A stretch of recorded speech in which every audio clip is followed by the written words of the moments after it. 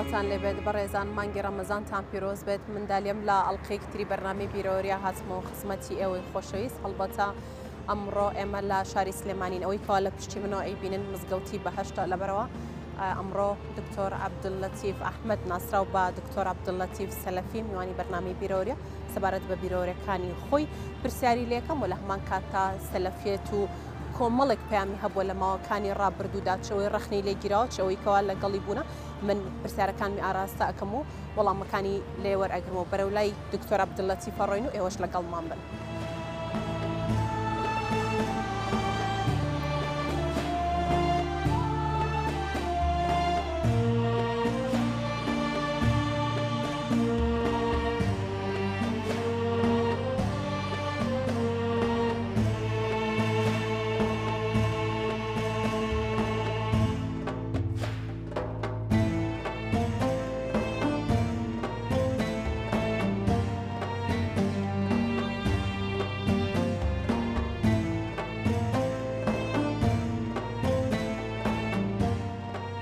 بەڕێزان جارێکتر سڵاوتان لەبێت هەرۆکو لە پێشەکی بەرنامەکەش ئاماژەم پێدا ئەمڕۆ لەگەڵ دکتۆر عەبدولەتیف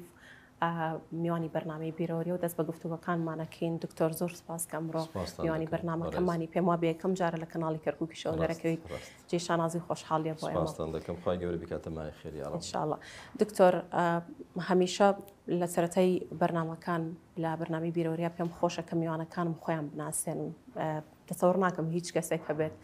لەم کوردستانەیە نەزانێت دکتۆر عەبدولەتیف کێیە بەڵام کاتێک کە ئەوترێت دکتۆر عەبدولەتیف بەڵام دکتۆر عەبدولەتیف سەلەفی لە شوێنێک کاڵیت منم نازناوانم پێ خۆش نییە نازناوی ئەبوو عەبدولحەقی کوردیش لە هەمان کاتە پێدراوە ئەم نازناوت بۆچی پێدراوە بۆچی حەز ناکەی هیچ نازناوێکیشت پێ بدرێت؟ والله الحمدلله والصلاة والسلام على رسول الله يخوا بخير بن سەبارەت بە نازناو خوای پەروەردگار ئومەتی ئیسلامی کردوتە یەک ئومەت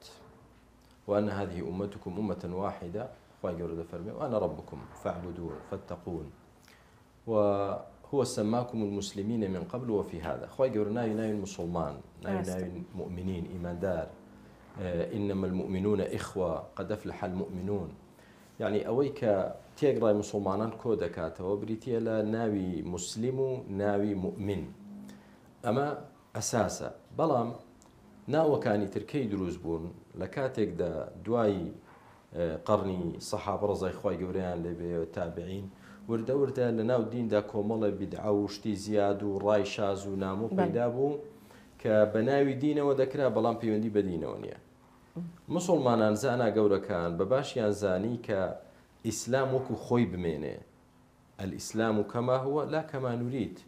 نەک بۆ شێوازەی هەر من بە شێوازێکم بێ و بەڕێزت بە شێوازێک و ئەمیتر بە شێوازێکی بێ نە ئیسلام وەکو خۆی ئیسلام وەکو خۆی یعنی پێی دەوترێ المەنهەج السەلەفی منهەج السەلەفی یعنی ئەو دینەی کە سەلەفی صالح پێشینە چاکەکانمان کە چێن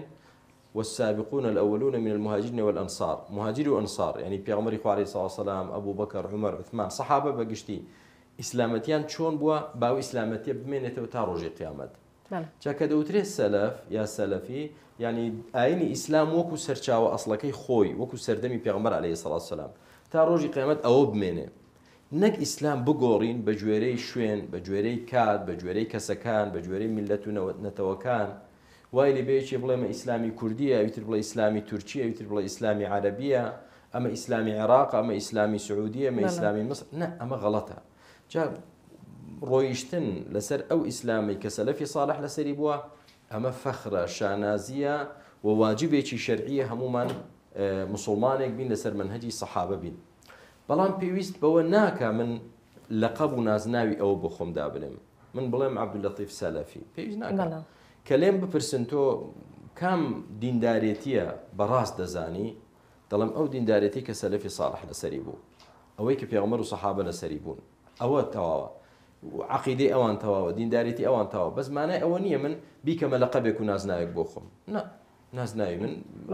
هەر نازناوی طبیعی خۆم بێت ئەوە هۆکارەکەی ئەجی نابڵێ من بە منهەجی سەلەفیەت ڕازی نەبم نا منهەجی سەلەفیەت یعنی ئیسلام وەکو خۆی بێ زیاد و کەم ستا هەر منهەجێکی تر هەر گروپێکی تر هەر فیرقەیەکی تر دەبینیت کەسێک دایناوە مەثەڵەن کە دەوترێم عقیدەی ئەشعەری عقیدەی ئەشعەری ئەبولحەسەنی ئەشعەری لو پیدا بوا عقيدة ماتريدي ومنصوري ماتريدي عقيدة مثلا معتزلة واصلي كري عطاء عقيدة خوارج بيدا ولا يعني أحزاب أمره أم أحزابك أمره هي لآرادا فلان حزبي حتى إسلامي دلين فلاني كري فلان لقال فلاني فلان دانيشتن سالي أو عند روجي أو عند بيك وحزبين دروس كرد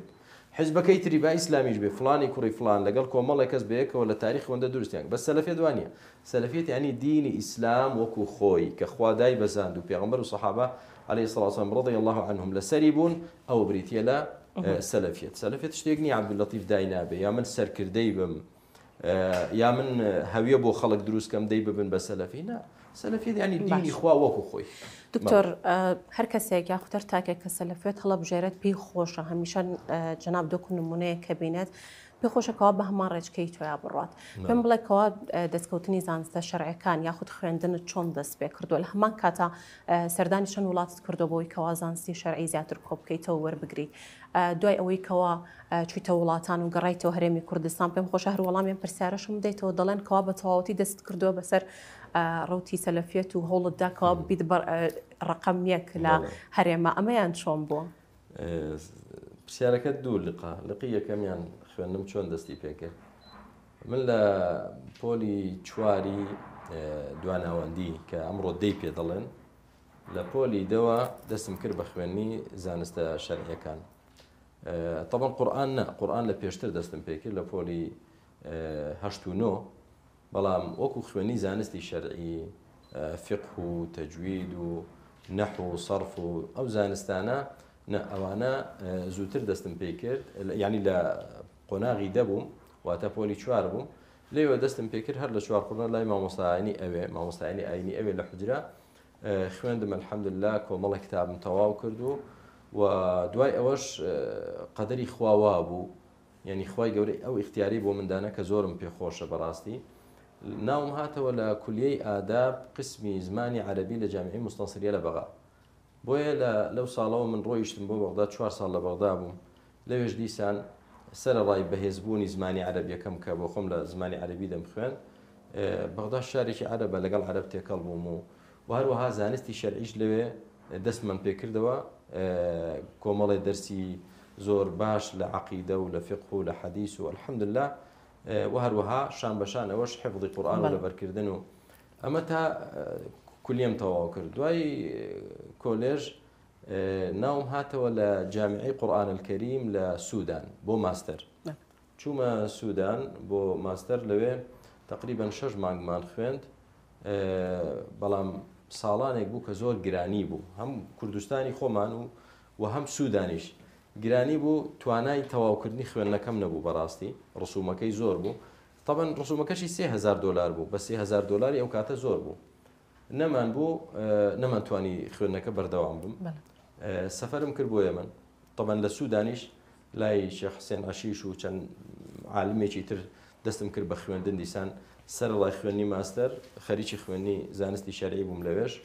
دوای سەفەرم کرد بۆ ئێمن لە ئێمەنیش 4-5 ساڵ مامەوە هەم دیبلۆم عالیم خوێند لەوێ لە تەربیەی ئیسلامی و هەم ماستەریش لە جامعەی العلوم والتەکنۆلۆجیا دیسانەوە ماستەری دووەم دەست پێ کردەوە لەوێ بیخوێنم بەس ئەمە بەسەرهاتێکی خۆش بوو ساڵی 97 بوو ڕێگەیاندا لە ئێمەنەوە خەڵک بە سیارە بڕوا بۆ حەج منیش حەجم نەکردووە زۆرم بەلاوە خۆش بوو ناوی خۆم نووسی منیش بچم بۆ حەج ئیجازەم داخواست کرد لە کولیەکە بۆی ڕێگەم پێ بدەن بچم بۆ سەفەری حەج و تەڵەبەی ماستەریشم لە جامعەی علوم و تەکنۆلۆجیا وتیان ناکرێت تەڵەبەی ماستەر و دکتۆرا ئیجازەی نییە بچی فەسڵ دەکرێ وتم بەخوا دەڕۆم ڕۆیشتم خۆم و خێزانم چوین بۆ ئەمرا بۆ حەج عەفوان طبعا حەج 20 ڕۆژ تا مانگێکی پێچێت تا گەڕاینەوە بڕیاری فەسڵەکەم دەرچوو بوو ئەمە 2 جار ماستەرەکەم بۆ تەواو نەکرا لەوێش فەسڵ کرام ئەنجا لە جامعەی یەمەنی دەستم کرد بە ماستەر جارێکی تر لەوێش ڕیسالەکەم تەواو کرد ڕیسالەی ماستەرم تەواو کرد ئەمە ساڵی 4ەم بوو لە ئێمن گەڕامەوە بێمەوە بۆ سەردان خێزان و مناڵم هێنایەوە لە مەتاری سەنعا کە چوومەوە سەنعا و جارێکی تر ویستم بێمەوە لە مەتاری سەنعا ختمێکی سووریان بۆ لێدام لە جیازەکەم بۆ نی بێتەوە بۆچی بۆم نییە بێمەوە چییە مۆزۆ خەڵکانێک کە داهاتن لە ئەوروپا کوردی خۆمان داهاتن بۆ خوێندنی شەرعی دەیانزانی من لەوێم پەیوەندیان بە منەوە دەکرد نیش دەچوم لە مەتار استقبالم دەکردن چوونی زۆرم بۆ مەتار وای کرد علامەتی استیفهام لەسەردا بنێن ختمی سووریان لێدا ئەمە سێم جارە ماستەرەکەم نەمتوانین تەواوی کرد لەوێش ڕیسالەکەشم تەواو کردبوو هاتمەوە لە عێراق تەقدیمم کرد لە بەغدا وتم ڕیسالەی ماستەر تەواو کردو و بەس مناقەشەم ماوە خوێندنەکەیم تەواو کردو چوومە تعلیم عالی وەزارەتی خوێنی باڵای بەغا ئەو کاتە دکتۆرێکی لێ بوو ئیخوان مسلمین بوو وتی دەبیت بە ئیخوان دەبیت بە تەنظیمی ئیخوان وتم ناوەڵا من حیزبایەتی ناکەم دەوتی بۆت ناکەین ناوەکەشی دەتوانم بڵێم بەڵام نایڵم پێویست ناکەم دوایوتیان وەڵا لە طریقەی عزت دووریەوە ئەو کاتە سەردەمی سەدام بوو لە طریقەی عزت دووریەوە کە ببی بە سۆفی ڕیسالەی ماستەرەکەت بۆ حساب دەکەن وتم بەخوا ئەوەشم ناوێت تەواو نەکرا دوای ئەوە ئەنجا لە تکرید الحەمدلله جامعی تکرید هەم ماستەریش و هەم دکتۆراشم لەوێ تەواو کرد بە تەقدیری امتیاز الحەمدلله بەڵام لە یەمەن سوپاس بۆخوا سەرەڵای ئەم خوێندانە لای کۆمەڵی زانای گەورە دەرسی شەرعیم خوێندێکی لەوانە شێخ مقبل وادعی بوو بەڕەحمەت بێ شێخ جەمیل سەبری کۆمەڵێک زانای تر الحەمدلله بەو شێوازە و لە هەموو چوونێکیشم بۆ سعودیە لای زانانی سعودیە شێخ بن باز ڕەحمەتی خوای لێبێ شێخ ابن عوثەیمین صالح الفوزان هەموو ئەو زانا گەورانە الحەمدلله بەشداری دەرسیانم کردو و ئیستفادەمان لێیان کردو سوپاس بۆ خوای گەورە زۆر باشە دکتۆر باسیەوەکەن لە شوێنێک کاڵیت کەوا باوکت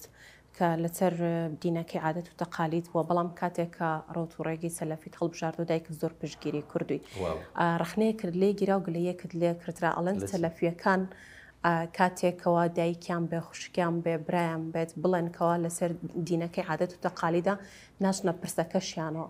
جەنابیشت هەمان ڕخنت لێ گیرا بۆ ئەمەیان وەڵامت چی بوو چیڵێت ببوورە چۆن ینی من دایکم پشتگیرم بوو دایکت پشتگیرت بووە بەڵام باوکت پشتگیریتی نەکردو لەسەر بەڵێ لەسەرەتایە دواتر پشتگیرت بوو ئەمە چۆن بووە باوکم هەر وەکو چۆن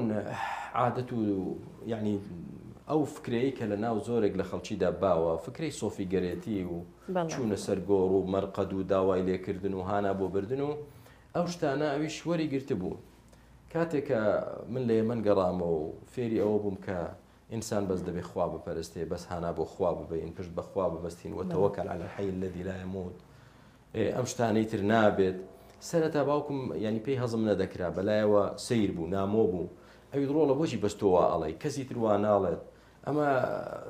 مشکلت بۆ دروست دەکات ینی مەترسی هەبوو من ژیانم بکەوێتە خەتەریەتەوە حەقیقەتەن بەڵام دوای تێگەیشت الحەمدلله ئەمە دینی ئیسلامە ئەوەی کە دەڵێم ئایەتە حەدیسی پێغەمبەر عەلەیهی سەڵات وسەلام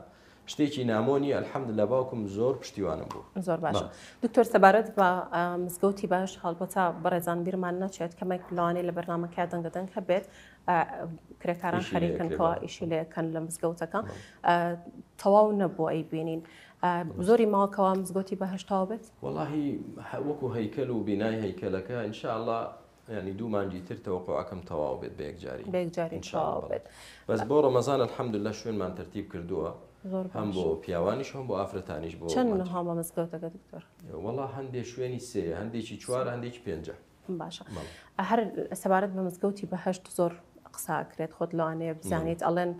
دروستکردنی مزگەوتێکی ئەوەنە گەورە و پارە سەرفکردن تایە ئەمەش خۆی لە خۆیان بیدعەیە و لە کاتێک ئەوان ڕەخناگرن لە خەڵکی تر کە پارە لە هەنێ بابەتی تر سەرفەکە ئەڵێن ئەوە بیدعەیە وەڵامت چێ بۆ ئەمەیان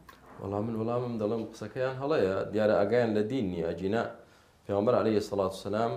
دەفەرمێ یەکێک لەو شتانەی کە خێرەکەی بۆ مرۆڤ دەنووسرێت دوای مردنیشی بریتیە لە من بەنا لله مەسجیدن هەر کەسێک کە مزگەوتێک بۆ خوای گەورە دروستکە ئەم مزگەوتە بۆ من نییە ئەم مزگەوتە لەوانەیە عمری ئینشاءڵڵە 1000 ساڵ دەبێت خۆ من ناژیم لەگەڵ مزگەوتەکە ئەم مزگەوتە بۆ موسڵمانان و ماڵی خوایە بۆیە سەدەقەی جاریە دروستکردنی مزگەوت اینجا من عەقیدە و بۆچوونم وایە ماڵی خوا پێویستە لە ماڵی هەموو کەسێک و بگرە هەموو بەرپرسێکیش گەورەتر و خۆشتر و ئیسراحەتتر بێت بۆی کە خەڵک هاتە ماڵی خوا ئیسراحەت کە دڵی ئارام بێ جا بەشی پیاوان بەشی ئافرەتان نەک دەی مزگەوتە بەڕێیکە بۆچی بەڕێیکە مزگەوتی خوا لە ماڵی خوا لە ماڵی من پیرۆستر و شەریفترە با باشترین شت بێ کواڵێتی ترین شت بێ جوانترین شێواز بێ خەڵک حەزکا بێتە ماڵی خوا بێت نوێشکە ئەمما پارە سەرفکردن الحەمدولله ئەوەی کە کراوە هیچ چیشتی زیادەی تیادا نەکراوە و بە زۆریش پارەمان لە کەس نەسەندووە هەر موسڵمانێک دەزانێ مزگەوت دروست دەکرێت بۆ خۆی دێ بەشداری دەکات خوا خێریان بنووسێت بەڵام کێشەکە ئەوە نییە کێشەکە ئەوەیە کە هەندێک کەس چاوی بە مزگەوتی باشت هەڵنایەت بۆچی چکە مزگەوتی بەهاشت یعنی لە عەقیدە و فکری سەقەتی زۆرێک لە خەڵکی داوە لەلایەکەوە مزگەوتی بەهاشت پەیامی تەوحیدی تێدایە لەگەڵ پەیامی گۆڕپەرستی و خوڕافیات و شەخصپەرستی و پەڕۆ هەڵواسین و ناڵی کەر هەڵواسین نایەتەوە وەڵام مرۆشینەیەکی هەڵواسیوە لە چاوەزاری بپارێزێ مزگەوت تەوحید فێرت دەکات بەس خوایە دەتپارێزێ وإن يمسسك الله بضر فلا كاشف له إلا هو توشي ناڕەحەتی إلا خوا لای دەبا خێرت بۆ بێ إلا خوا بۆت دێنێ باوەڕمان بەو شتانەی تر نییە بۆیە ئەوانەی کە تا ئێستاش سوزدە بۆ مەرقەدێک و بۆ شخصێک دەبن دژی مزگەوتی باشتن بۆتانی بۆ دەکەن باشە دکتۆرەڵەن ئەگەر بتەوێ نوێش بکەیت لە شوێنێکی ئاسایش ئەتوانی نوێش بکەیت بۆچی مزگەوتێکی ئەوەنە گەورە دروست بکرێت لە کاتێکا لەوانەیە چەنەها خەڵکی هەژار هەبێت لە هەرێمی کوردستان ئەم پارەیە بۆچی نەدرێت بەوان بۆچی لە مزگەوتێکات سەرف بکرێت یعنی مزگەوتی بەهەش ڕێگرێتەوەی پارە بدرێت تەحەدای ئەو کەسانە دەکەم ئەو قسەیە دەکەن بێن وەکو ئێمە نەک وەکو شخصی خۆم بڵێم یعنی ڕێکخراوی ئەمینم کە داناوە الحەمدولله ڕێکخراوی ئەمین ڕێکخراوێکی خێرخوازیە ینی خوای گەورە قبوڵی کە ینی قائمە و لیستمان لایەکە مانگانە چەندێک هەتی و مانگرتوتە خۆمان خوای گەورە قبوڵی کات و هەروەها فەقیر و هەژار یعنی نە ئەوە ئیهمال کراوە الحەمدولله و کە حەزیشکەن قائمە و لیستەکە سیرکەن لە خوارەوە لە ڕێکخراو بزانن کولی مانجێک ڕێکخراوی ئەمین یعنی ئیدارەی مزگەوتی بەهەشت چەند هەتی و گرتووی ڕێکخراوی خێرخوازی بڵێ بۆیە الحەمدولله مزگەوتی بەهەشت بڵێن وڵا خۆ دەتوانین لە هەر شوێنێ نوێشکە ئێ باشە بۆ بەس مزگەوتی بەهەشت با نەبێ خەڵک لەسەر زەوی نوێشکە لە دەرەوە نوێشکە لە جادە نوێشکە ئێ مزگەوتەکانی تر بۆ هەبن بۆچی ینی ئەو کەسانی ئەو قسانە دەکەن خۆیان مزگەوتیان هەیە کەچی بە ئێمەش دەڵێن کاکە شەر نییە و خەڵک دەتوانن لە هەموو شوێنێ نوێشکە قوربانی ئێوەش مزگەوتەکانتان تێکدەن باشە ئەنجا بە ئێمەش بڵێن با مزگەوتتان باشە دکتۆر ئەم بابەتی فرۆشتنی جێبەرماڵە چییە؟ زۆر شەم باسیەوەکەی کە خەڵک بە هەڵە لی تێگەیشتووە ئێوە بۆ ئەوتانە کەوا خەڵک بۆ نەپارەکەی ئەدات مزگەوتەکەی پێتەواو بکرێت ئەممان کەمێ بۆ ڕوونکەیتەوە والله خوشتی بەڕێز مۆزوعی ئەم بابەتە کە گەورەیان کرد خۆی بوو بە خێر الحەمدولله لەوەوە خەڵک زانی و هات هاوکاری کردین خەڵکانێک بە نیەتێکی خراپەوە ویستیان هاوکاری مزگەوت نەکرێت بەڵام ئەوە مۆزوعەکەی تەقاندەوە و خەڵکێک الحەمدولله هات خێر بکات بۆ چونکە خەڵکی بە ویژدان و منصف تێدەگا ئەم بابەتە بەلاڕێیان دابرد ئەجینا کاکەمە تاپۆت نادەمێ وەرە دەی ئەم بوقعایە ئەم شوێنە ئەم مەترە هی تۆیە پێت دەفرۆش خۆ مڵکی من نییە تا بیفرۆشم تێچووی شوێن بەرماڵێک ینی ئەم مزگەوتە شوێنی چەند نوێش خوێن دەبێ ئەمە مهندیسەکان تەقسیمیان کردووە شوێنی ئەوەندە نوێش باشە مەصرفی مزگەوتەکە چ ئەوەندەیە تەقسیمی کە بەسەر شوێن نوێژەکاندا ئەوەندەیە ئێستا دەڵێن موسڵمانان شوێن هەر نوێژێک لە مزگەوتەدا بۆ نمونە ئەوەندەی تێدەچێت دانیا خان تۆ حەزەکەیت بەشداربی لەم خێرە ئەڵێ حەزەکەم بۆ نمونە حەزەکەی دەڵێ شوێن بەرماڵێک من ئەیگرمە ئەستۆی خۆم نەک دەیکڕم و مڵکی تۆیە ئەسپەی دێ وەڵامە شوێنی منە کەس هەر لەوێ نوێژ بکەم شتیوان نییە یا وڵا دەی تاپۆکەی لە ناوی منەوە ئێستا بە ناوی تۆی ئەەکەم شتا یعنی هەموو کەسێک تێدەگا کە مۆزوعەکە ئەوە نییە بەس وا بەلا ڕێیاندا بەر قەزیەکە مزگەوتی بەهەشت ئەفرۆشێت و نازانم چی دەکات و بەس دەڵێن حەسبنا الله ونعم الوەکیل و دیارە یعنی مزگەوتی بەهەشت پەیامی تەوحید و سنەتی مزگەوتی بەهەشت ئەوەندە ئازاری بە کەسانی گومڕاو لا ڕێگەیاندووە و کەسانی بێدین کە هەرچی بیڵین لەو لاوە ڕاست دەبنەوە دەیانوێ خۆیان گوناهبارترکەن خۆیان ڕوڕۆشترکەن لەوە چیان بۆ مایەوە تەنها ڕوڕۆشی و گوناهباریان بۆ مایەوە ئەجینا خەڵک هاوکاری مزگەوت کا دروست بکرێ بەس سیستەمەکەمان گۆڕی ئێستا بۆ نمونە خەستەخانەیەک دەڵێن بۆ نمونە 400 قەرەوێڵەیە تەقسیم کراوە کولی قەرەوێڵەیەکی ئەوەندەی تێدەچێت طبیعیە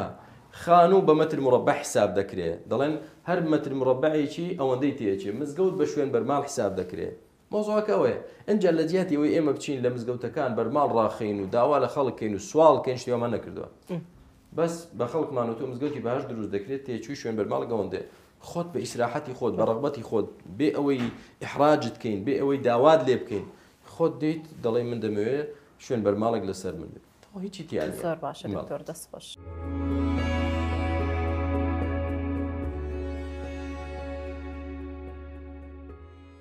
من صام رمضان إيمانا واحتسابا غفر له ما تقدم من ذنبه. هر کەسێک ڕەمەزان بە ڕۆژوو بێ ئیمانی پێێتی کە خوای گەورە فەرزی کردووە و چاوەڕێی ئەجر و پاداش لە خوا بکە لەسەر تینوێتی و برسێتەکەی غفر له ما تقدم من ذنبه ئەوە لە تاوان و گوناهەکانی ڕابردووی هەموو بوراوە.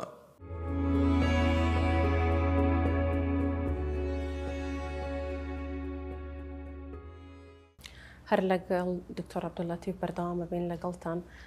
دکتۆر ئەگەر هەنێک بابەت باس بکەین سەبارەت بە ژنان دەست پێ بکەم مافی ژن لە سەلەفیەت و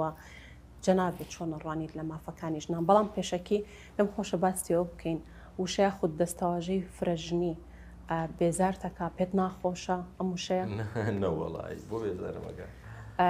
ڕاچیە لە سەری چیەڵێ فرەژنی هەر چۆن بڵێم عیلاجێکە و ڕێگەیەکە بۆ چاکسازی کۆمەڵگا بەڵام مەرج نییە هەموو کەسێک پێویستی بەم ڕێگەیە هەبێت. مەبەست لەم قسەیە چییە؟ خوای پەروەردگار حەڵاڵی کردووە. پەروەردگار واجبی نەکردووە هەموو پیاوێک پێویستە چەند ژنێک بێنێ. ئەمە نییە لە ئیسلامدا بڵێن وەڵای ئیسلام وای دەنە بەڵام ڕێگەی داوە پیاوێک کە بیەوێت و ئیمکانیت و توانای هەبێت لە هەموو ڕوانگەیەکەوە ژنی دووەم بێنێ سێم بێنێت تا چوارەم ئیسلام ڕێگەی پێداوە. ئەنجا بۆچی ڕێگەی پێدا؟ جارێ ئەوانەی کە داکۆچی لە مافی ژنان دەکەن و دێن دژی ئەم بابەتە دەوەستنەوە کە ئاەتی قورئانی لەسەرە دەڵێن زەحمەت نەبێت بۆچی پێتان ناخۆشە ئەڵێمە زوڵمە لە ئافرەت دەکرێت ئەڵێن ژنی دووەم و ژنی سێهەم و ژنی چوارەم ئەرێ ژنن یا پیاون ئەو پیاوە هێناوێتی هەڵبەتە ژنن وانە کەواتە سێژن خۆی ڕازی بۆ شوو بکە بە پیاوێک کە ژنی تری هەیە و نەبێت بە زۆر هێنرابێ ئافرەتە خۆی ڕازیە. ئێ باشە لە ئیسلامدا هاوسەرگیری بۆ دەکرێت کە هەردوو لا ڕازی بن. ئێستا کە ئافرەتێ ڕازیە شوو بە پیاوێک بکە کە ژنی تریشی هەبێ ئێوە بۆ کێشەتان هەیە؟ ئینجا کەوتم ڕێگە چارەیەکی زۆر باشە لە واقعی ژیانی خەڵکدا کە بە ینی بە ئینسافەوە سیرکەین. ئەگەر بڵین کۆمەڵگایەک باسی ئەوە ناکەم ئافرەتان ڕێژەیان زیاتر بێ لە پیاوان با لەوە گەڕین گریمان بادای بنین لە شارۆچکەیەک 1000 پیاو هەیە لەگەڵ 1000 ئافرەت هەیە هیچ زیاد و کەمیان نییە. ئێستا من یەک پرسیار دەکەم پیاوان هەمویان ئامادەن بۆ ژنهێنان؟ نەخێر.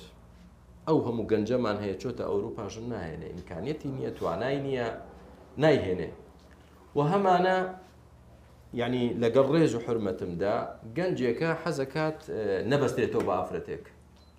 خەریکی حرامە بەڵام بڵێ ژن بێنە نایهێنێ تەمەنی ئەوە گەیشتە 40 ساڵ ژن نایێنێ. بۆیە لە ناو پیاواندا ئەگەر 1000 پیاومان هەبێ ئەو 1000 هەمووی ئامادەنی ژن بێنێ لەو 1000 ئەو پەڕی ئەگەر 700 پیاو بێ ژن بێنێت بۆ چکە ژنهێنان مەسئولیەتە ئەرکە کۆمەڵشتی لەسرە هەیە ئیمکانیەتی نێ ناتوانێت بەڵام ئافرەتەکە هەمووی ئامادەیە شوو بکە بۆ چکە شوکردنی ئافرەت هیچ ئەرکێک نییە بەڵکو بگرە ئیسراحەت دەکا و دەچێتە ماڵی خۆی و خزمەت دەکرێت و ماڵی بۆ دادەدرێت. ئێستا باشە 700 پیاو ئامادەیە 1000 چیمان هەیە 1000 ئافرەت هەیە لەو 700 پیاوەش کە وتمان ئامادەیە ژن بێنێت بەڵام هەر هەمووی ئیمکانیەتی نییە حەزی لێتی ئەوێ ژن بێنێ بەس ئیمکانیەتی نییە یعنی بۆ نمونەوتمان 300 نایەوێت بەڵام لە 700ەکە ئێستا 700 حەزەکە بیهێنێ بەڵام توانای نییە لەوەش بۆ نمونە 200 کەسی تر کەم بووە ئێستا مایەوە 500 پیاو هەیە بەڵام 1000 ئافرەت هەیە ئەگەر وتمان یەک بەرامبەر یەک 500 ئافرەتمان دامەزات ئەو 500 ئافرەتەی تر چی بکات؟ ئەی داکۆچی کاران لە مافی ئافرەتان زەحمە نەبێ وەڵامێکی مقنعی ڕەوا و عەقلیمان بدەنەوە ئەو 500 ئافرەتەی تر چی بکات لە کاتێکدا دەڵێن دروست نییە بە ڕەوای نازانین فرەژنی هەبێ چی بکات؟ دەڵێن چەند حەلێک هەیە یا ئەوەیە ئەبێ بڵیت قەیچێکە با شوو نەکات ئەی چۆن شوو نەکات دایک و باوکە دەمرێت نامێنێ برایە ژنی هێناو لە ماڵی خۆیەتی ئەو کچە ئێستا چی بکات کێ بیژێنێ کێ مەسرەفی بکات چۆن یعنی ئیدارە بکە ئەڵێ بە شوو نەکا قەیچێکە ئایا ئەمە زوڵمە لە ئافرەت دەکرێت یا زوڵم نییە ئێستا ئافرەتێ بمێنێتەوە دایک و باوکیشی نەمە براژ نەمە باشە خۆی بە تەنها ماوەتەوە ئەمە ڕێزگرتنە لە ئافرەتەکە یا ئافرەتە قەیچێکە شووی کردو بە پیاوە ژنی تریە بەڵام پیاوێکە قەدری دەزانێت ڕێزی ئێزانێ ماڵی بۆ داناوە مەسرەفی دەکات مناڵی دەبێت الحەمدولله کەواتە بڵین باش شوو نەکەن ئەو 500 کەسە ئەمە زوڵمە لە ئافرەت دووهەمیان بڵێ قەیچێکە شوو نەکە بەڵام بە ئازاد بێت بە ئازاد بێ خوای گەورە وای داناوە هەم پیاوی وا دروست کردو هەم ئافرەتی وا دروست کردووە کە مەرحەلەی مناڵی تێپەڕاند پەروەردگار وای کردووە زەواج هەبێ هەم کوڕان پێیان خۆشە و هەم ئافرەتانیش پێی خۆشە و خوای گەورە غەریزەیەکی دروست کردووە ئێستا تۆ بڵێ ئەی 500 کەسەکە ئێوە بە حەڵاڵی بۆتان نییە شوو بکەن بەڵام بە حرامی قەی ناکە خۆتان ڕابوێرن ئەمە ڕێزگرتنە لە ئافرەت باشە تا ئەو کچە گەنج و جوانە ئەوە خەریکی ڕابواردن بوو بە حرامی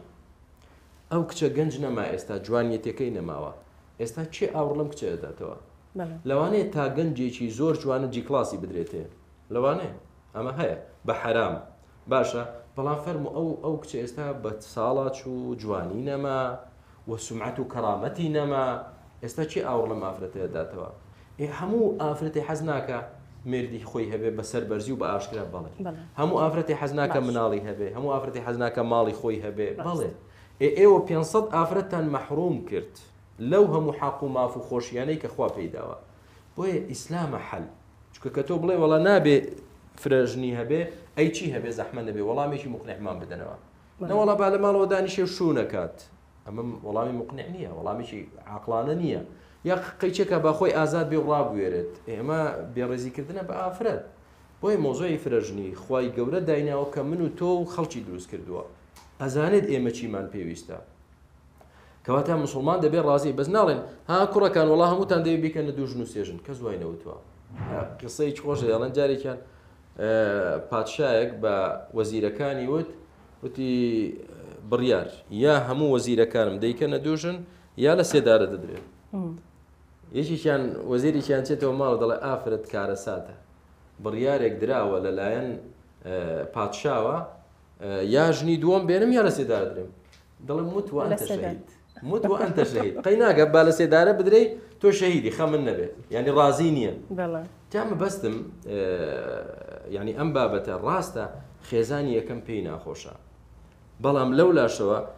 شتێک لە حەقی لە مافەکانی خێزانی یەکەم کەم دەبێتەوە بەڵام ئافرەتی تریش ڕزگاری دەبێت ئافرەتی تر ڕزگاری دەبێت بۆیە خوای پەروەردگار تەوازن و عەدلی داناوە ئەنجا ڕێزگرتن لە ئافرەت ببوورە پرسیارەکە دوو لە بوو طبعا ئەو ڕێزەی لە ئیسلامدا هەیە بۆ ئافرەت لە هیچ بەرنامەیەکدا نییە دایکتە پێغەمبەری خوا عەلەیهی سەڵات و سەلام 3 جار فەرموویەتی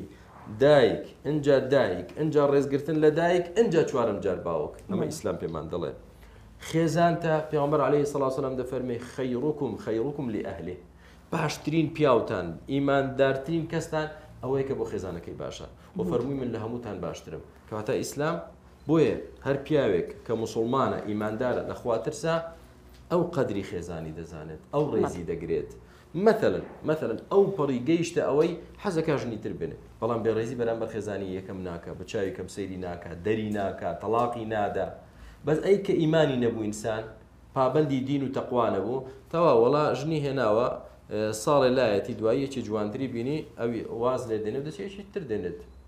یا هەشێتی دەچێت خیانەت دەکات مسلمان ئەوە ناکە بۆیە دایکت بێ ڕێزی دەگری خێزان بێ ڕێزی دەگری کچت بێ یا خوشکت بێ پێغەمبەر عەلەیهی سەڵات و سەلام دەفەرمێ هەر کەسێ دوو خوشک یا دوو کچ سێ یا دوو هەی بێت و مەسرەفیان کە ڕێزیان بگرێ و فێریان کە تاوەکو بە شوویان دەدا بۆی دەبن بە قەڵغان لە ئاگری دۆزەخ ڕۆژی قیامەت باشە کەواتە ئێمە ئافرەت هەر ئافرەتێ بێ دایکمان بێ خێزانمان بێ خوشکمان بێ کچمان بێ پورمان بێ هەرچی بێ دەبێ ڕێزی لێ بکرێت دکتۆر هەر بابە کورتی سەبارەت بە پەیوەندی سەلەفیەکان و حیزبە سیاسیەکانی هەرێمی کوردستانیش کەمە قسە بکەین. لە ماوەکانی ڕابردوودا سەرۆک باڵ جەلات هەڵەمانی سەرۆکیەتی سەردانی کردی. هات ئەم ژوورە. بەڵێ. پەیوەندی چۆنە لەگەڵی لە هەمان کاتاگەر کەمێک باسیەوەشمان بۆ بکەیت سەلەفیەکان پەیوەندیان لەگەڵ سیاسەتا چۆنە لەگەڵ حیزبەکانی هەرێمی کوردستانە چۆنە هەڵبژاردننی ئەنجومەنی پارێزگاکانی عراق بە تایبەت بۆ کەرکووک پامێک تەبووتت پێویستە کەواوە پارێزگاری لە گیانی کوردی بکرێت گیانی کورد بکرێت لە کەرکووک ڕخنەیەکی زۆرت لێگیرە ئەمەیان بۆچی بوو؟ سەبارەت بە پەیوەندی بوون لەگەڵ دەسەڵاتداران سەلەفیەت لەگەڵ حیزبە ئیسلامیەکان بەچی جیا دەکرێتەوە؟ سەلەفیەت منهجی مناصحەی هەیە. ئەحزابی ئیسلامی منهجی منازعەی هەیە.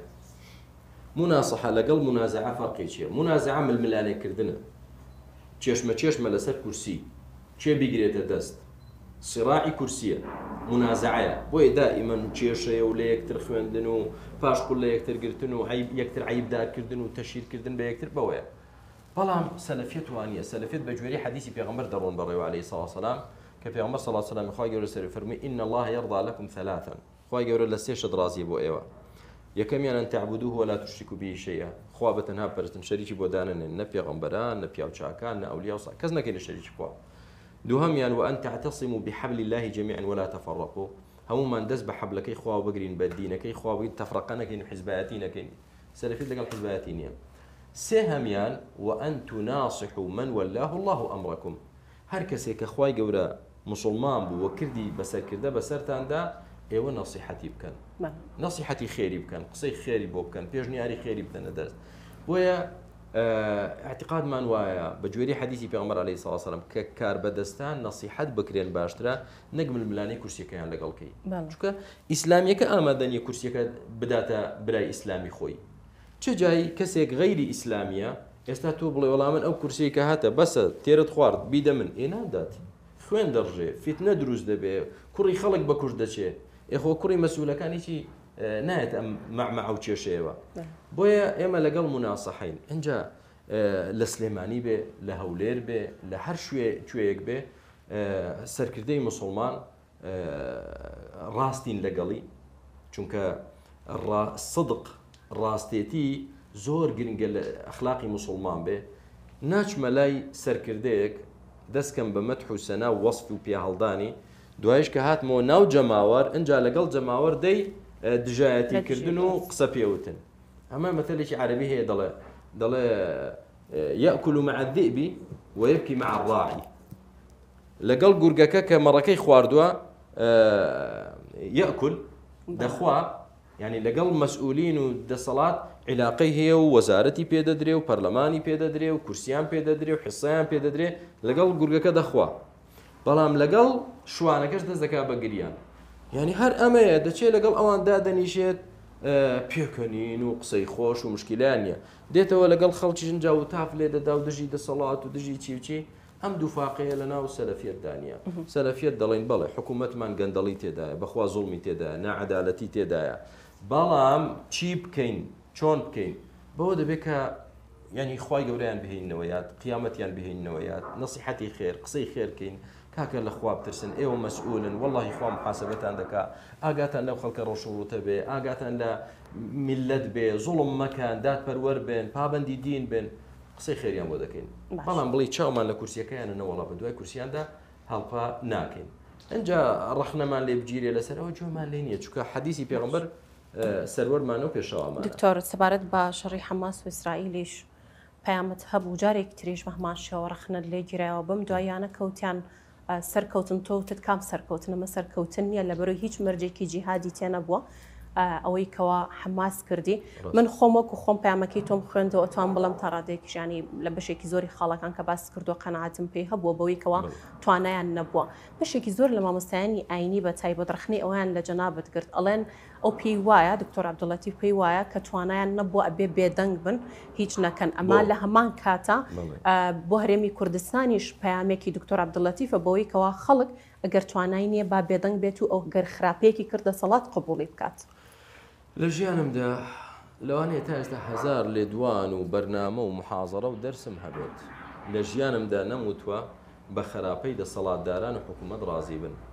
قەت نەموتوە بە خراپە بڵێن چاکە، قەت نەموتوە گوێڕایەڵی دەسەڵاتکەن لە خراپە ئەبەدەن. بەڵام بڵین یعنی ئەوەی مسلمانان کە لە فەڵەستین کرا لە غەزە کرا من بە هەڵەم زانی بە هەڵە بەس وتومە هەڵێ، نەموتوە کافرن، نەموتوە منافقن، نەموتوە دژە دینن، بەس وتم هەڵە بوو.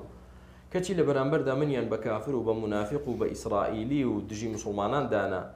ئەمەش گەورەترین بەڵگەیە لەسەر ئەوەی کە ئەمانە بریتین لە الخەوارج القەعەدە.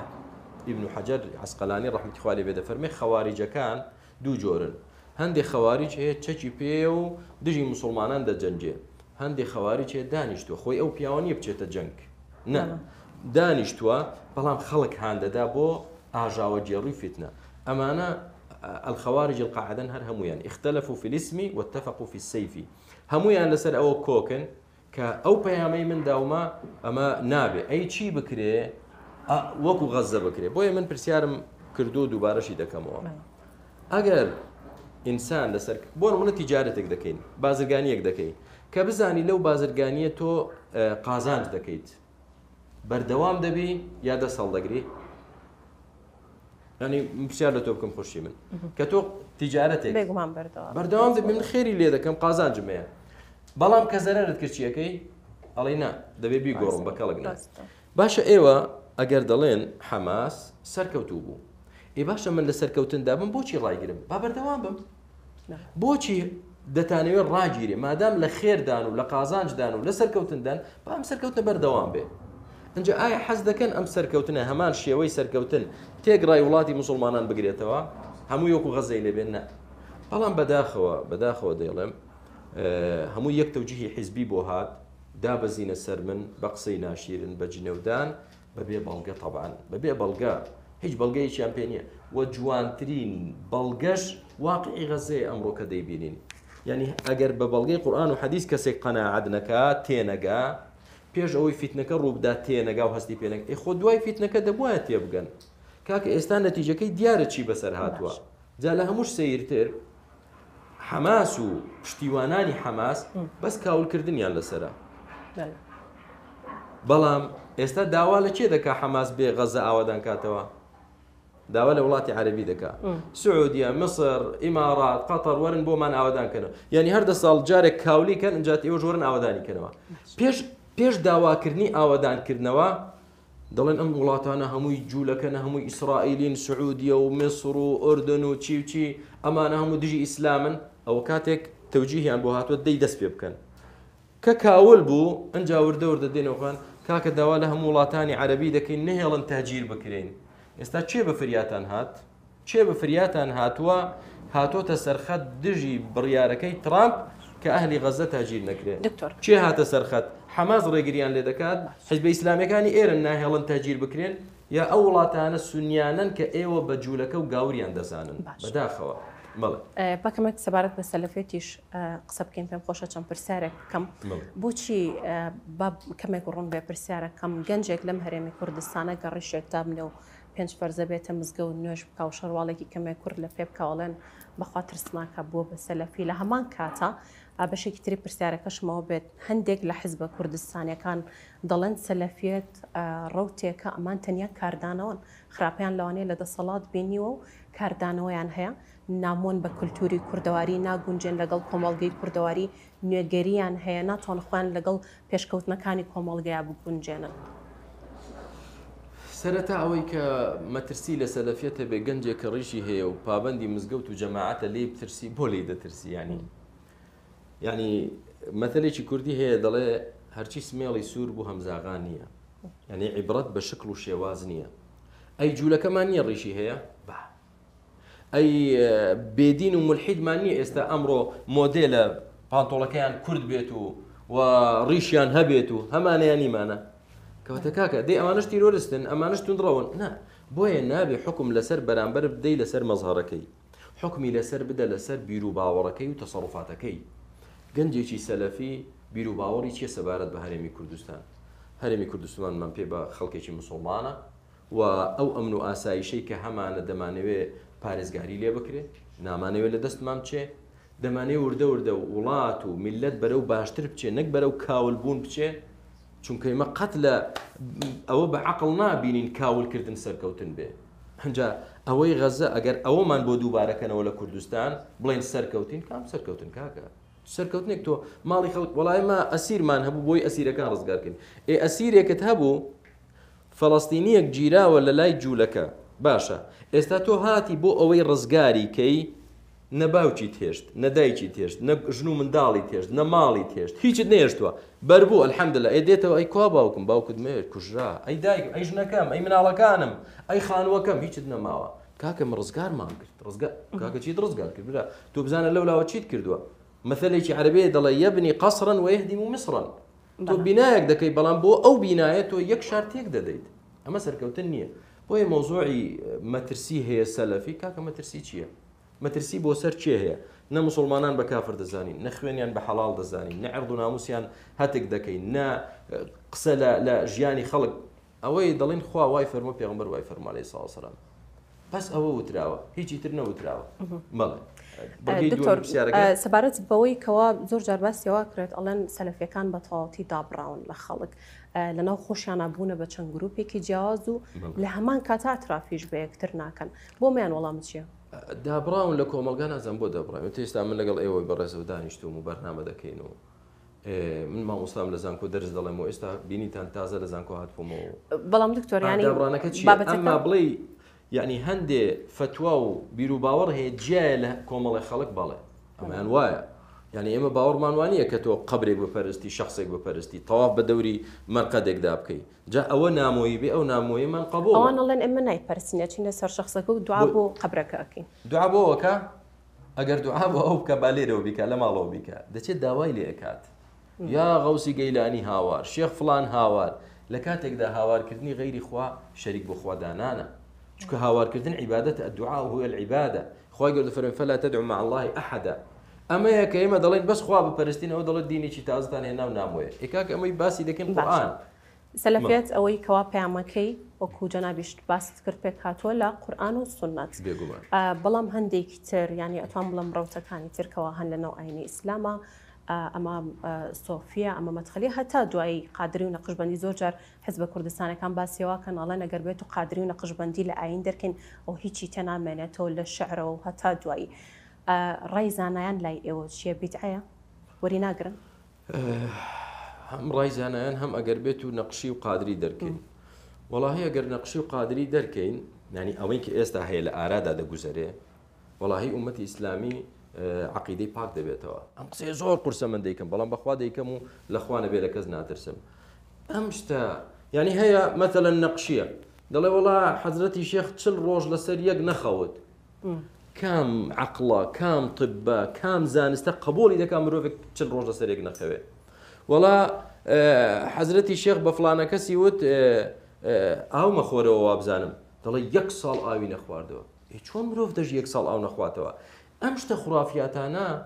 کە جا لە نەقشیدا بێ یا لە قادریدایە کە دەچێت سوزدە بۆ قەبرێک دەبا سوزدە بۆ شێخێک دەبا و خەنجەرێک لە خۆیدا تا نەڵێ یا شێخ هاوار ناتوانێت دەریکاتەوە